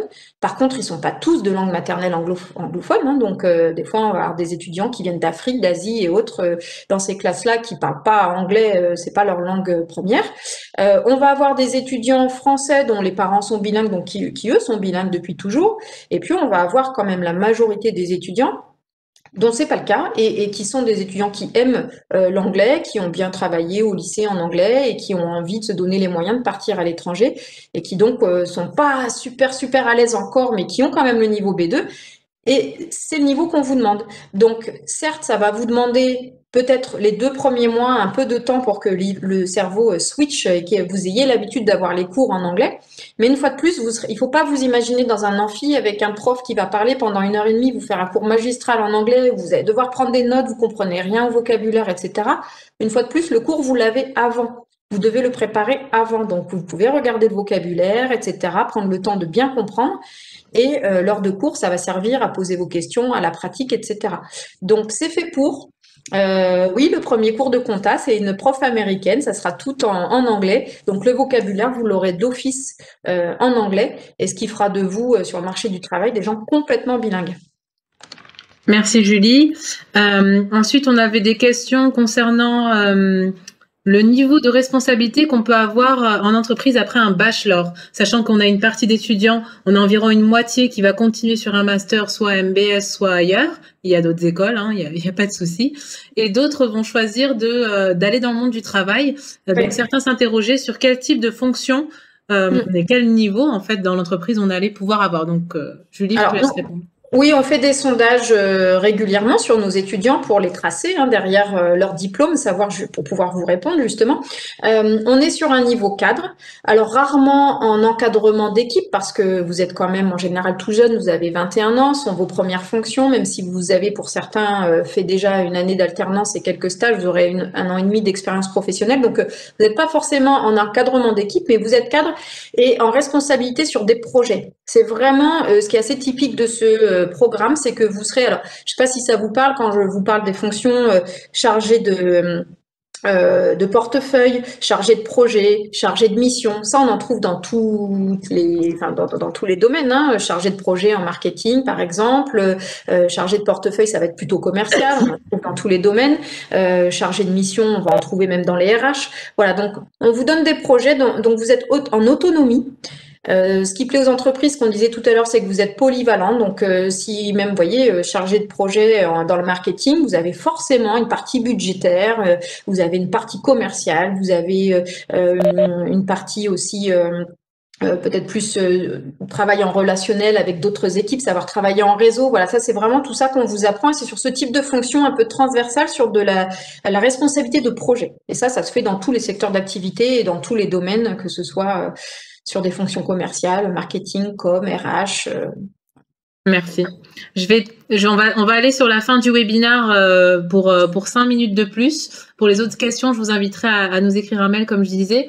On avait une question et je vais y répondre directement sur l'alternance pour les étudiants qui s'interrogent, la possibilité de faire l'alternance par exemple en région parisienne et venir à Montpellier. Comment on est logé? Donc pas mal d'étudiants choisissent de faire des colocations avec leurs amis dans des Airbnb ou d'autres types de locations pour pouvoir venir une semaine à Montpellier et suivre leurs cours. Donc c'est quelque chose de possible. On a aussi des partenariats avec des résidences où vous pouvez venir aussi. Ensuite, on a des questions concernant tout ce qui est classe et évaluation. Comment on évalue en cours, vu que c'est plus le lycée, en tout cas ni le DUT ni le BTS, c'est MBS. Donc comment on évalue nos étudiants et comment on valide une année en fait de bachelor? Alors c'est un petit peu coupé, je suis désolée. Est-ce que tu peux reprendre le début de la question? Alors, on avait une question concernant comment on valide les années de bachelor. Je disais qu'on avait des contrôles continus et des partiels. Oui. Est-ce que tu peux expliquer? Tout à fait. Alors, effectivement, contrôle continu sur toute l'année. Par exemple, les langues, d'ailleurs, ce sera que du contrôle continu parce qu'on parle du principe que on va vouloir évaluer votre évolution au cours de l'année dans la langue. Après, pour les autres matières, on fonctionne par semestre. Donc, vous aurez contrôle continu sur l'année, plus une session de partiel en général à Noël, soit juste avant, soit juste après, et une autre à la fin de l'année qui arrive assez tôt. Alors, à part pour les alternants, mais pour les années où vous êtes sur le campus, les cours se terminent en avril. Pour qu'après vous puissiez aller en stage. Donc en avril, vous aurez une deuxième session de partiel. Alors, ce qu'il faut savoir, c'est que les matières sont regroupées par unité d'enseignement et vous avez trois matières à chaque fois qui vont ensemble. Par exemple, dans une unité, on va avoir comptabilité, statistique et puis une troisième matière, je ne sais plus laquelle. Et les notes se compensent entre elles. Donc voilà, si vous ratez un peu un partiel, mais que les deux autres sont bien réussis, on va faire la moyenne et ça vous permettra de valider la totalité des trois matières d'une même unité d'enseignement. Donc, on a ce système. On a 2 sessions de partiel. À la fin, on fait le bilan. S'il y a des matières que vous devez repasser, on va avoir un jury qui va se réunir. Alors, on l'a pas dit, mais les cours sont obligatoires. Donc, votre assiduité va être prise en compte là pour voir si on vous valide telle ou telle matière où vous étiez peut-être à 9,5 de moyenne ou à 9 au lieu de 10. Voilà, on va prendre en compte l'assiduité, la participation en cours parce que c'est pas du tout anonyme. Vos cours, vos profs vous connaissent très bien. Donc voilà, on va faire un petit comité avec l'équipe pédagogique et les profs, enfin vos enseignants, pour voir si on vous envoie au rattrapage ou si on compense. Si on compense, très bien, pas besoin d'aller au rattrapage. Sinon, vous aurez une session en juin de rattrapage. Voilà, il est très rare qu'on ait des redoublements complets. Il peut arriver que vous ayez des matières, ce qu'on va appeler la JAC. Hein, donc vous allez avoir peut-être des matières à repasser l'année d'après, mais on vous fait quand même passer dans l'année suivante. Donc voilà, nous, sachez qu'on n'a pas c'est pas comme en médecine ou autre, il n'y a pas de quota où vous êtes 250 en première année, mais il y en a que 100 qui vont passer en deuxième année. Non, non. Nous, l'objectif, encore heureux, hein, vu les frais de scolarité que vous allez régler, etc. L'objectif, c'est d'amener tout le monde au diplôme en 3 ans ou parfois 4 ans pour ceux qui vont faire des années de césure. Mais pour ça, pour qu'on puisse vous garantir ces résultats, il faut que vous soyez en cours. Donc la présence est obligatoire et c'est pour ça qu'on fait aussi du contrôle continu. Merci beaucoup. On va terminer ce webinaire. Merci à toutes les trois. Pour toutes les autres questions, désolé, hein, on peut pas rester là jusqu'à 20h30 ou 21h. On aimerait pour ça.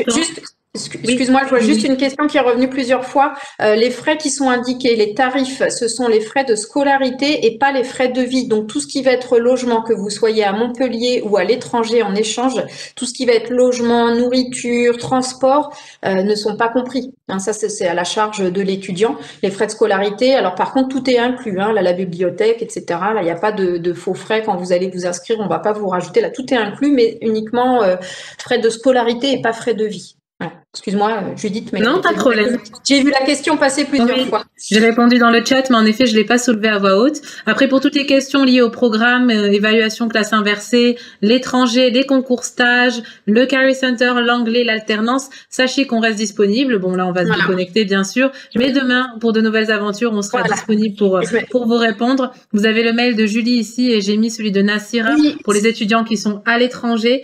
Si nous en avons ce soir, sachez que vous pouvez les contacter soit par téléphone, soit par mail. Elles vous répondront avec plaisir. Oui. Et on vous recevra, enfin, ce qui me concerne, je peux vous recevoir en famille sur le campus. Hein, si là, cette année, on peut pas faire de journée portes ouvertes, si vous voulez, vous me contactez, on prend un rendez-vous. Alors, à partir de janvier, quand le campus sera réouvert, je vous reçois en famille, on visite le campus, on prend un moment pour échanger avec plaisir. Merci à toutes les trois. Merci Elisea pour ton temps. Merci pour Nassira. Merci à Nassira et à Julie. Là, les webinaires continuent. Nous en aurons à venir pour les prochaines semaines. Et nous vous donnons rendez-vous au plus tard le 6 février pour la journée porte ouverte. Vous nous reverrez parce que vous nous avez bien aimés. À bientôt. Voilà. Merci beaucoup. Bonne soirée.